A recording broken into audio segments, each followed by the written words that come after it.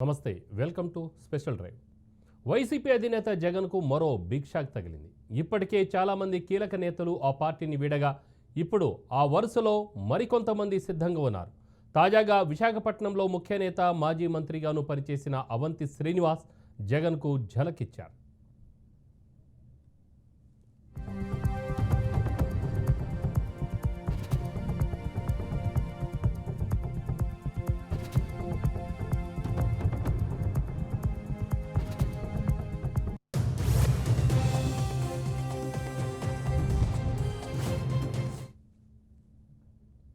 మాజీ మంత్రి అవంతి శ్రీనివాస్ వైసీపీకి రాజీనామా చేశారు. గత కొంతకాలంగా పార్టీకి అంటీముట్టనట్లు వ్యవహరిస్తున్న ఆయన తాజాగా పార్టీకి గుడ్ బై చెప్పేశారు. ఈ నేపథ్యంలోనే ఆయన వైసీపీకి రాజీనామా చేస్తున్నట్లు ప్రకటించారు. వైసీపీ ప్రభుత్వంలో 2.5 ఏళ్లు మంత్రిగా పనిచేశారు.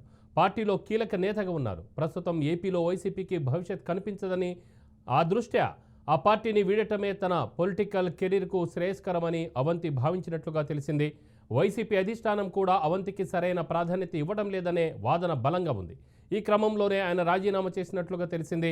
జగన్ వ్యవహార శైలి, పార్టీ తీరుపై అవంతి అసంతృప్తితో ఉన్నారు. ఈ నేపథ్యంలోనే వైసీపీకి గుడ్ బై చెప్పడమే కరెక్ట్ అని, ఇదే సరైన నిర్ణయమని భావించి పార్టీకి రాజీనామా చేశారు అవంతి.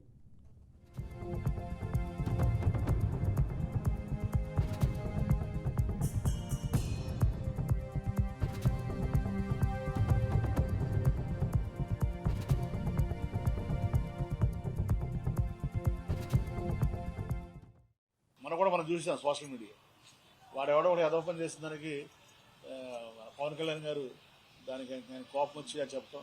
అక్కడి నుంచి ఈ సోషల్ మీడియా కార్యకర్తలు అందరూ అంతా ఇబ్బంది పడతాను చూసాం. సో ఇప్పుడు మళ్ళీ ఈయన కూర్చుని ఇక్కడ తాడేపల్లిలో కూర్చుని ఆయన సార్ చెప్పేయడం చాలా ఈజీ.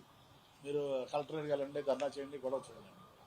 సో ఆ ఇబ్బందులు ఉన్నాయంటే, ఇబ్బందులు వస్తే వాళ్ళకి ఏదో అడ్వకేట్ పెడతాను, వాళ్ళ బెయిల్ ఇప్పిస్తానంటే ఇంకా వాళ్ళ ఫ్యామిలీ ఉంటారు, వాళ్ళ ఇబ్బందులు ఉంటాయి. అందరూ అంత లైట్ తీసుకోలేదు కదా. చాలామంది చాలా రకాల ఇబ్బందులు ఉంటాయి. మరి అది అన్నిటి కాకుండా ప్రభుత్వం ఎందుకు డెవలప్ అయిందంటే 10 ఏళ్ళు స్థిరమైన ప్రభుత్వం ఉంది కాబట్టి. సో కాబట్టి ఇక్కడ కూడా మనం స్థిరమైన ప్రభుత్వం ఉంటే ఒక రాజధాని వస్తుంది, పెట్టుబడులు వస్తాయి, అభివృద్ధి వస్తుంది. సరే, మన రాజకీయ విధానాలు వేరవచ్చు, మనం అధికారం కోల్పోయిన బాధ ఉండవచ్చు. అట్ ద సేమ్ టైం రాష్ట్ర అభివృద్ధిని కూడా మనం దృష్టిలో పెట్టుకోవాల్సినటువంటి బాధ్యత ఉంది. కానీ మనం ఇలా ప్రతిదానికి రాజకీయ ప్రయోజనాలే పరమావధిగా మనం ముందుకెళ్ళడం అనేది ఎంతవరకు కరెక్ట్ అనేది నాకు అర్థం కాక, అది దానికోసం అడ్జస్ట్ కాక పార్టీకి ప్రాబ్లం సభ్యత్వానికి కానీ నేను రాజీనామా చేస్తున్నాను. మరి మీరు ఇచ్చినటువంటి అవకాశానికి ధన్యవాదాలు జగన్మోహన్ రెడ్డి గారికి. నా రాజీనామాను ఆవేదన చేసి కోరుతున్నాను. అదే కాపీని మన విజయసాయి రెడ్డి ఆర్సీ గారికి, పార్టీ అధ్యక్షులు జలో అమర్నాథ్ గారికి, అలాగే సెంట్రల్ ఆఫీస్ కూడా పంపిస్తారు.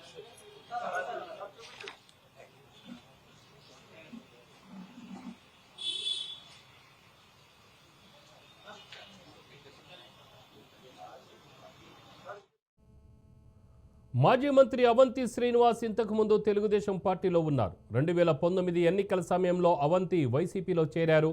ఏపీలో వైసీపీ ప్రభుత్వం ఏర్పడడంతో మంత్రిగా ఆయనకు అవకాశం లభించింది. 2.5 ఏళ్లు మంత్రిగా పనిచేశారు. ఆ తర్వాత మంత్రివర్గ విస్తరణలో భాగంగా ఆయన పదవి కోల్పోయారు. వాస్తవానికి ఎన్నికల సమయంలోనే అవంతి శ్రీనివాస్ వైసీపీలో వీడుతారనే ప్రచారం జరిగింది. కానీ ఆయన ఎలాంటి నిర్ణయం తీసుకోలేదు. ఇప్పుడు వైసీపీని వీడారు.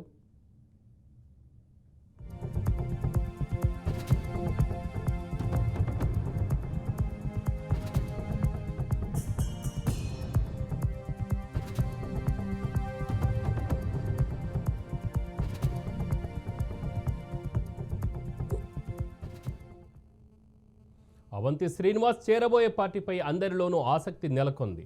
విశ్వసనీయ సమాచారం ప్రకారం అవంతి శ్రీనివాస్ జనసేనలో చేరే అవకాశం ఉందని తెలిసింది.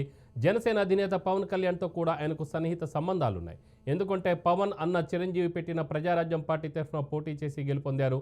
ఆ తర్వాత ఆ పార్టీ కాంగ్రెస్లో విలీనం కావడంతో పాత గూటికి వెళ్లారు. రాష్ట్ర విభజన తర్వాత కాంగ్రెస్ ఏపీలో ఖతం కావడంతో టీడీపీ గూటికి చేరారు. టీడీపీ నుంచి 2014లో ఎంపీగా గెలిచారు. 2019 ఎన్నికలకు ముందు వైసీపీలోకి చేరారు. ఎమ్మెల్యేగా గెలిచి మంత్రిగా కూడా పనిచేశారు.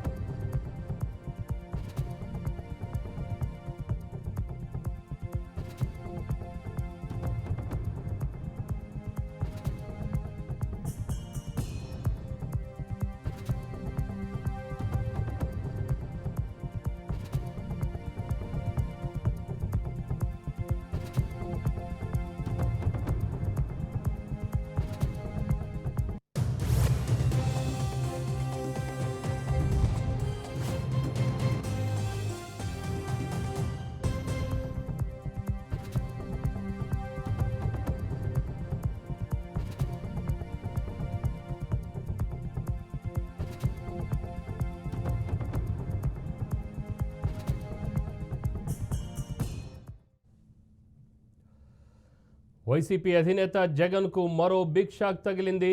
ఇప్పటికే చాలామంది కీలక నేతలు ఆ పార్టీని వీడగా ఇప్పుడు ఆ వరుసలో మరికొంతమంది సిద్ధంగా ఉన్నారు. తాజాగా విశాఖపట్నంలో ముఖ్య నేత, మాజీ మంత్రిగాను పనిచేసిన అవంతి శ్రీనివాస్ జగన్కు ఝలకిచ్చారు.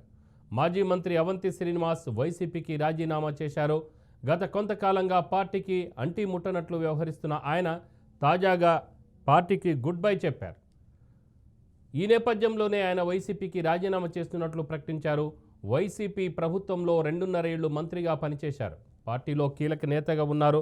ప్రస్తుతం ఏపీలో వైసీపీకి భవిష్యత్ కనిపించదని దృష్ట్యా ఆ పార్టీని వీడటమే తన పొలిటికల్ కెరియర్కు శ్రేయస్కరమని అవంతి భావించినట్లు తెలిసింది. వైసీపీ అధిష్టానం కూడా అవంతికి సరైన ప్రాధాన్యత ఇవ్వడం లేదనే వాదనలు బలంగా ఉంది. ఈ క్రమంలోనే ఆయన రాజీనామా చేసినట్లుగా తెలిసింది. జగన్ వ్యవహార శైలి, పార్టీ తీరుపై అవంతి అసంతృప్తితో ఉన్నారని, ఈ నేపథ్యంలోనే వైసీపీకి గుడ్ బై చెప్పడమే కరెక్ట్ అని, ఇదే సరైన సమయమని భావించి పార్టీకి రాజీనామా చేశారు.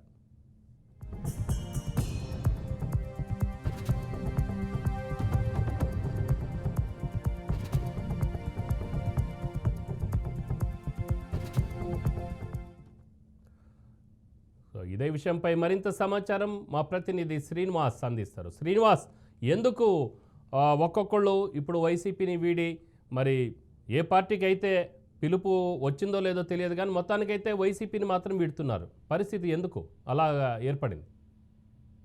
రామారావు, ప్రధానంగా చూసుకుంటే ఏదైతే వైసీపీ అధ్యక్షుడు జగన్మోహన్ రెడ్డి ఉన్నారో ఆయన వ్యవహార శైలి, నియంతృత్వ పోకడ, ఒంటెత్తు నిర్ణయాలు, అనేక అంశాలైతే ఈ రోజు పార్టీని గట్టు పరిస్థితిలోకి తీసుకెళ్తున్న పరిస్థితి అయితే ఉంది. దానిలో భాగంగానే ఉత్తరాంధ్ర జిల్లాలో ప్రధానంగా విశాఖపట్నంలో క్రియాశీలక నేతగా ఉన్న అవంతి శ్రీనివాస్ ఉరఫ్ ముత్తంశెట్టి శ్రీనివాస్, ఆయన అవంతి కాలేజెస్ ఉన్నాయి కాబట్టి ఆయన అవంతి శ్రీనివాస్ అని పిలుస్తూ ఉంటారు.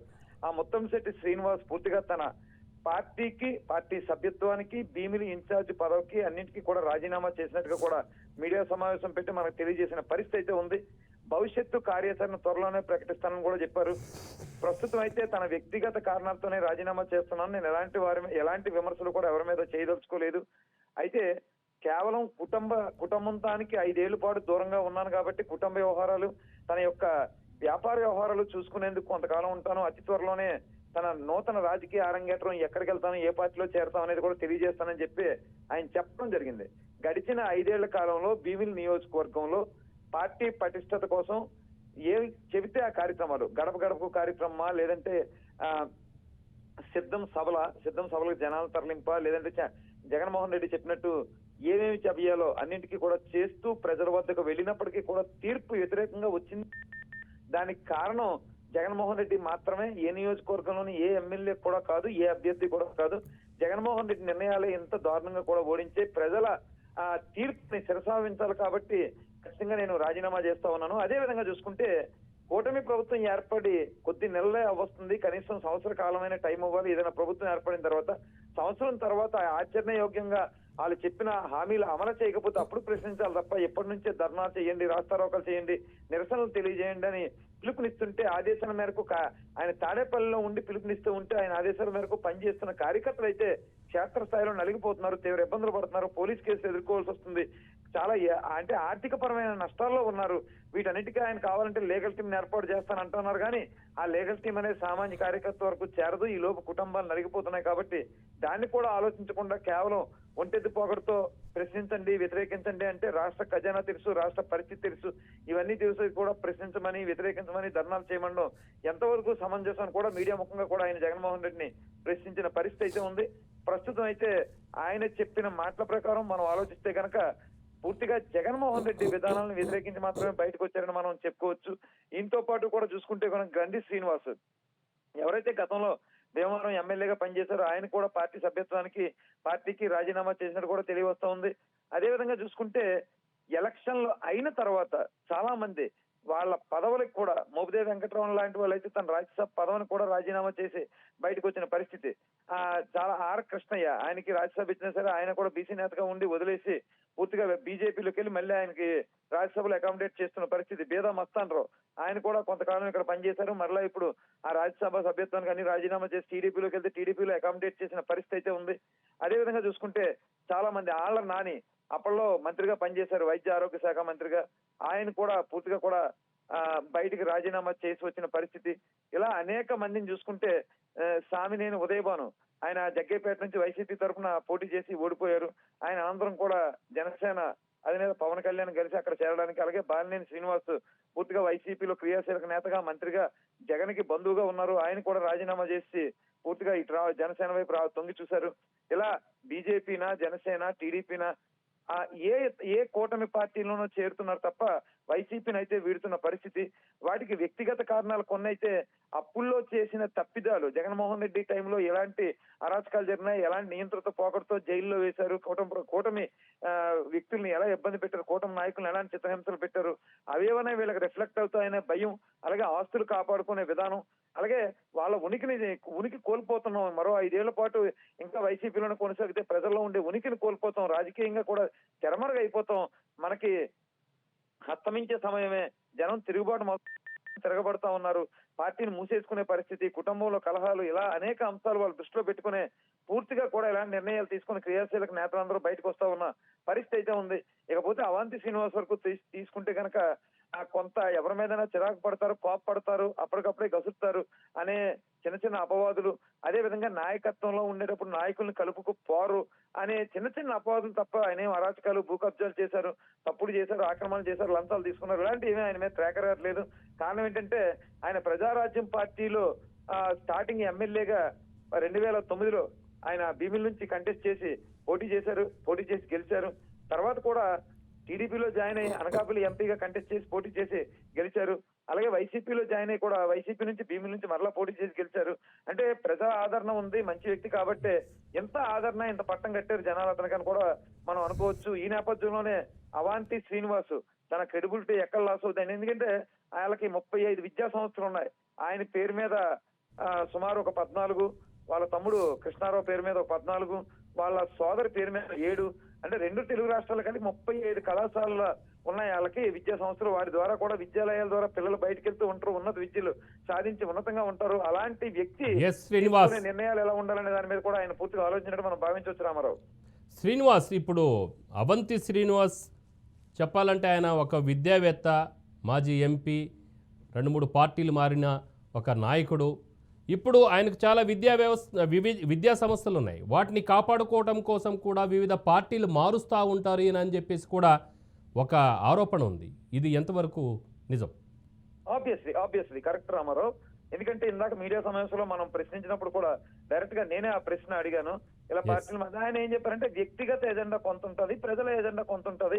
ఆ వ్యక్తిగతంగా పదవులు, గౌరవ మర్యాదలు కావాల్సిన అవసరం మాకు ఉంది, అలాగే ప్రజల ఎజెండాను కూడా గౌరవించాల్సిన అవసరం ఉంది. ప్రజలందరూ మూకమ్మగా తిరస్కరించారు కాబట్టి ఖచ్చితంగా దానికి కూడా మనం ఆ మాటను కూడా మనం ఒబే చేయాలి. అదేవిధంగా వ్యక్తిగత కారణం మీరు చెప్పినట్టే వాళ్ళ విద్యాలయాలు కాపాడుకోవడం కావచ్చు, వాళ్ళు తీసుకున్న విద్యాలయ స్థలాలు అన్ని ఓన్ కాకుండా కొన్ని లీజుకి తీసుకుని ఉండొచ్చు.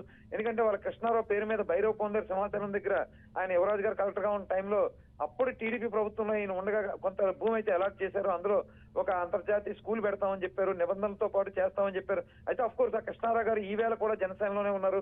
గతంలో జనసేనకి ఏలూరులో ఒక నియోజకవర్గం నుంచి ఆయన పోటీ చేశారు. జనసేన అధినేత పవన్ కళ్యాణ్ క్లోజ్ అసోసియేట్ గా ఉంటారని చెప్తూ ఉంటారు. సరే పార్టీలు మారడం ఏమైనప్పటికీ కూడా అక్కడ తీసుకున్న భూమి, అలాట్మెంట్ చేయించుకున్న భూమి ఎప్పటికీ పెండింగ్ లోనే ఉంది తప్ప అక్కడ ఎలాంటి ప్రొసీడింగ్స్ ఆయన పూర్తి చేయలేదు. అక్కడ నిబంధనల ప్రకారం ఆ రోజు ఏదైతే జీవో విడుదల చేసిందో ప్రభుత్వం దాని ప్రకారం కూడా ఆ భూమిలో డెవలప్మెంట్ జరగలేదు. అక్కడ విద్యార్థులు లేరు, అక్కడ ఎడ్యుకేషన్ సొసైటీ లేదు, కానీ భూమి మాత్రం వాళ్ళ పేరునే ఉంది. సో మీరు చెప్పినట్టు కూడా ఆస్తులు కాపాడుకోవడానికి వ్యక్తిగత ప్రయోజనాలు కూడా కొంత ఉంటాయి. అయితే మిగతా నాయకులతో పోల్చి చూసుకుంటే గనక ఇప్పుడు సపోజ్ విజయసాయి రెడ్డి టైంలో 42,000 కోట్ల రూపాయలు భూములు అన్యాక్రాంతం అయ్యాయి, భూములు ఆక్రమణంగా దోచుకున్నారు, తీసుకున్నారు, కబ్జాలు చేశారని అనేక ఆరోపణలు ఉన్నాయి. ఎస్పల్లా హిల్స్ కావచ్చు, ఎన్సీసీ ల్యాండ్ కావచ్చు, విఎఫ్ఎన్సీసీ ల్యాండ్ కావచ్చు, నేరేళ్ల వలస కావచ్చు, ఇలా అనేక ల్యాండ్స్ అయితే విజయసాయి రెడ్డి టైంలో కొంత కబ్జాలు జరిగినాయి. సో అతనితో పోల్చుకుంటే భీమిలి నియోజకవర్గం క్రియాశీలకం బీచ్ రోడ్ అంతా ఆయన ప్రాంగణంలో ఉంటది. రుషికొండ లాంటివి కూడా భీమిలి అవంతి శ్రీనివాస్ చేతిలోనే ఉన్నాయి. ఆయన పర్యాటక శాఖ మంత్రిగా కూడా పనిచేశారు. కానీ అంత ఎక్కువగా కబ్జాలు కానీ, అంత ఎక్కువగా జన ధన ఆర్జన, ప్రభుత్వ ధనాన్ని దోచేయడం కానీ పెద్దగా లేవు. కాబట్టి కొంత మంచి వ్యక్తిగా మీరు చెప్పినట్టు కళాశాలకు కేటాయించిన స్థలాలు వాటిని కాపాడుకోవడానికి కూడా వాటిని ఉన్న జీవోలు రద్దు చేయించుకోకుండా మనం సరదాగా స్వామీజీకి అంత ఎక్కువ కబ్జాలు కానీ చేయలేదని చెప్పేసి అన్నారు. అంటే ఏమైనా కొద్దిగా చేస్తుంటారా? అలాంటి ఏమైనా ఆరోపణలు ఉన్నాయా? ఎందుకంటే తెలుగుదేశం పార్టీ వాళ్ళే ఆయన మీద కొన్ని ఆరోపణలు చేశారు వైసీపీలో ఉండగా, ఆయన మినిస్టర్గా ఉండగా. అవును అవును అవును అంటే ప్రధానంగా జీవో తీసుకుని జీవో ద్వారా గవర్నమెంట్ ఆదేశాల ప్రకారం గవర్నమెంట్ విద్యాలయ వ్యవస్థ కొన్ని స్థలాలు కేటాయిస్తూ ఉంటది. అలా కేటాయించుకున్న స్థలం మినహా మనకి తెలిసిన నాలెడ్జ్ ప్రకారం ఆయన కబ్జాలు, లేదంటే అసైన్ ల్యాండ్స్, లేదంటే ఎండోమెంట్ ల్యాండ్స్, లేదా రెవెన్యూలో దక్కలబండివి, లేదా ఎస్సీల భూములు. ఇప్పుడు ఎస్సీల భూములు ఉన్నాయి. ఇక్కడ జవహర్ రెడ్డి 800 ఎకరాల పైన అప్పుడు ఒక జీవో తీసుకొచ్చి ఆ జీవో ప్రకారం 20 ఏళ్ల పైగా సాగుబడి చేసుకున్న రైతులు ఎవరైనా ఉంటే వాటిని వాళ్ళు అమ్మేసుకోవచ్చు, క్లీన్ చేసుకోవచ్చు అని చెప్పి ఎస్సీల భూములు రిలీజ్ చేయడానికి ఒక జీవో తెచ్చుకుని ఇక్కడ మేరుగు నాగార్జున అప్పుడు మంత్రిగా పనిచేశారు. ఆయన ఎస్సీగా ఉన్నారు. అప్పుల్లో కొంతమంది సిఎస్ జవహర్ రెడ్డి వేల కోట్ల విలువ చేసే ఆనందపురం, గంభీరం ప్రాంతాల్లో దోచేశారు. అంత పరిస్థితి కాకుండా కేటాయించిన భూములు మాత్రమే తీసుకున్నారు. ఏదేమైనా ఈ రోజు తిరుగుబాటు అయితే మొదలైందని మనం చెప్పుకోవచ్చు. రాష్ట్ర వ్యాప్తంగా కూడా వైసీపీని వీడుతూ జగన్మోహన్ రెడ్డి వదిలేయడానికి రాష్ట్ర వ్యాప్తంగా క్రియాశీలక నేతలందరూ కూడా రైట్ శ్రీనివాస్, థ్యాంక్ యూ.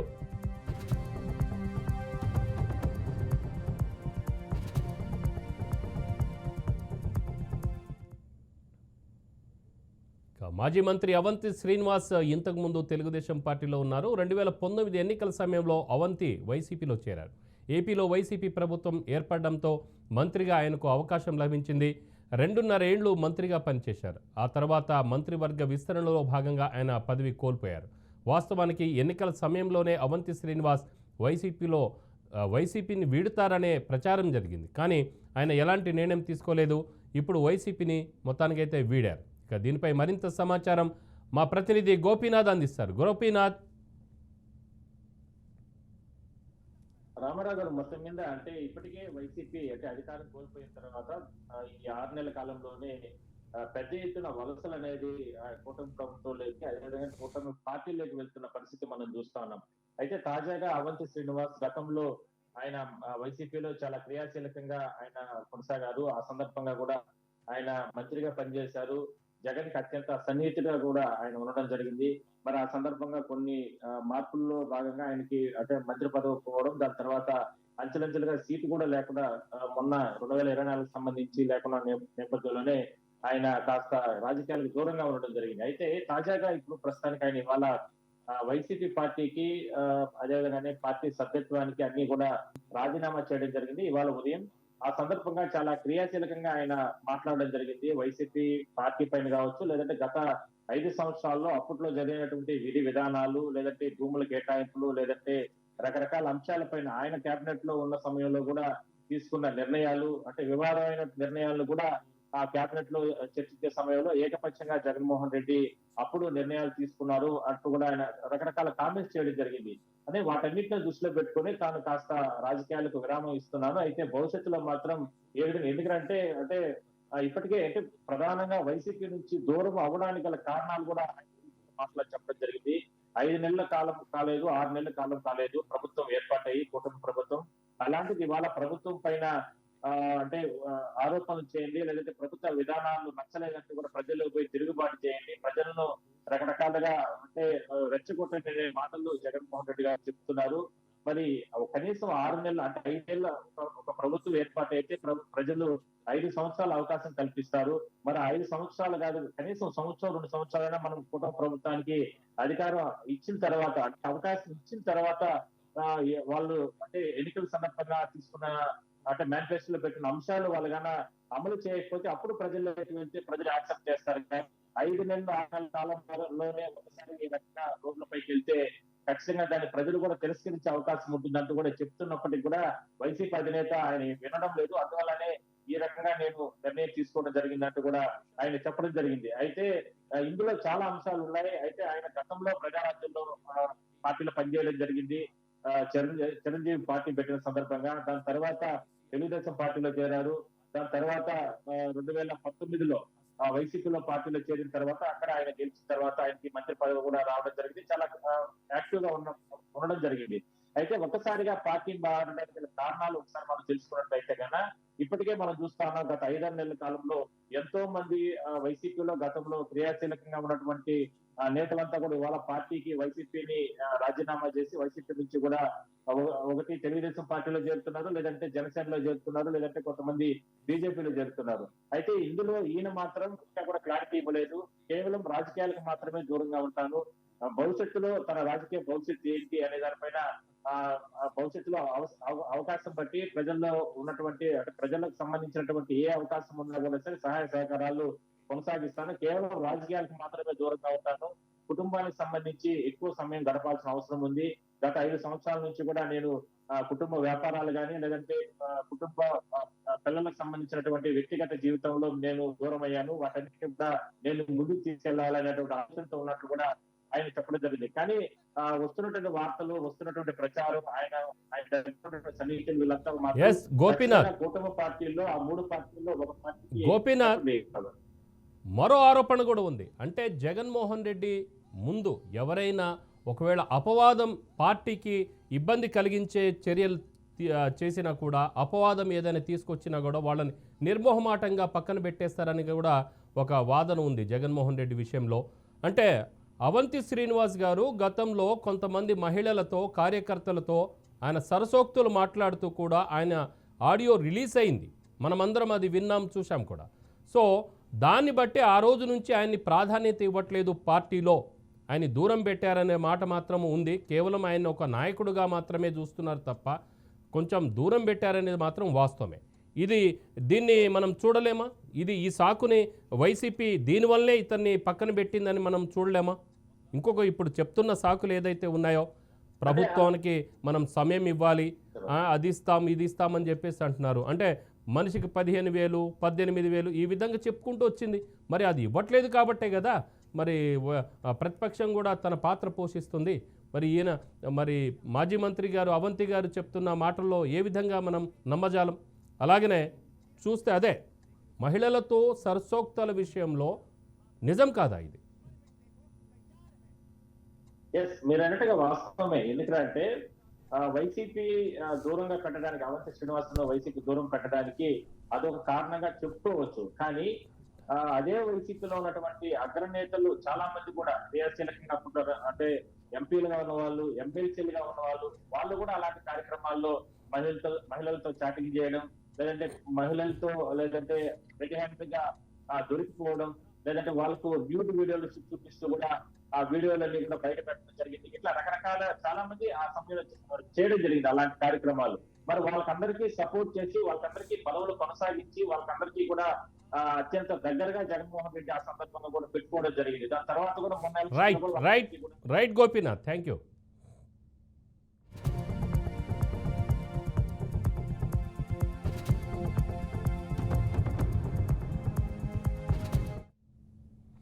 ఇది ఇవాల్టి స్పెషల్ డ్రైవ్. చూస్తూనే ఉండండి బీఆర్కే న్యూస్ తెలుగు సత్తా.